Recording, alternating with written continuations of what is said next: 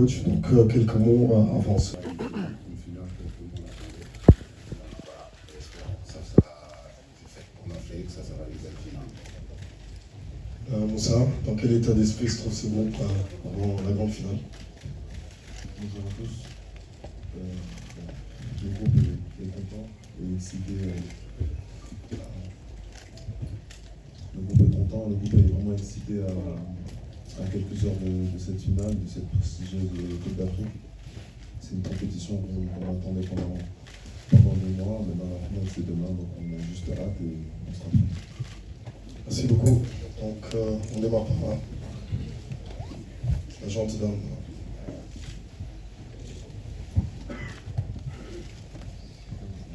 Bonjour coach, bonjour Moussa, c'est Soledja, moi journaliste à la radio Futur Média, Dakar Sénégal.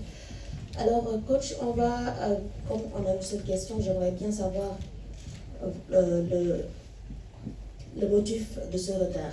Mais en 2023, vous avez vécu pratiquement la même situation en tant que coach donc, de l'équipe locale.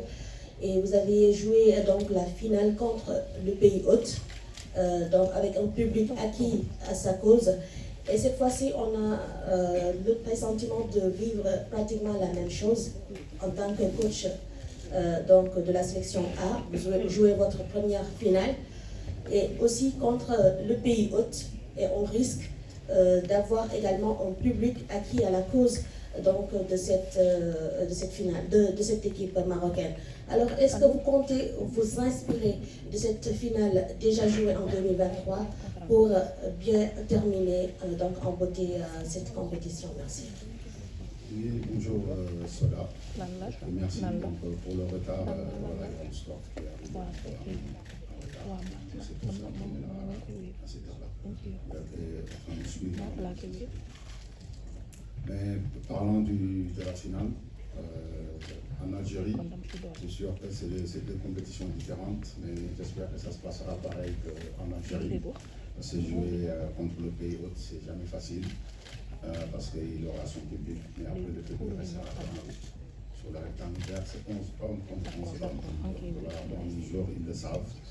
Donc voilà, et il y aura un arbitre qui sera là, les 3 arbitres. Voilà, après le reste, ça sera que le public restera qu'en haut. Et le reste, ça se décidera sur le terrain. Et espérons que ça se passera bien. Et le pays hôte en Algérie, ça s'est très bien passé. Et sur le côté organisation, tout, on était vraiment satisfait avec l'équipe locale.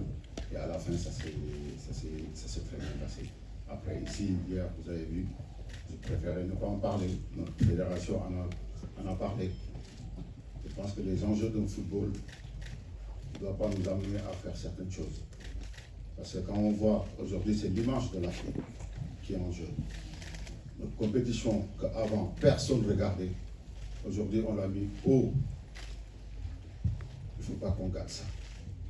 Parce que quand même on a des joueurs de planétaires, on a des joueurs que malheureusement c'est à cause de la CAN qu'on n'a pas gagné, qu'ils n'ont pas gagné le ballon d'or. Parce que ce n'était pas une compétition majeure. Sadio Mané méritait ce ballon d'or. Mais il disait que, parce que c'est une CAN, ce n'est pas une compétition majeure. Aujourd'hui, il y a une belle organisation, il faut bien la finir. C'est important. Il faut bien finir cette organisation. Et hier, ce qui s'est passé, c'est anormal.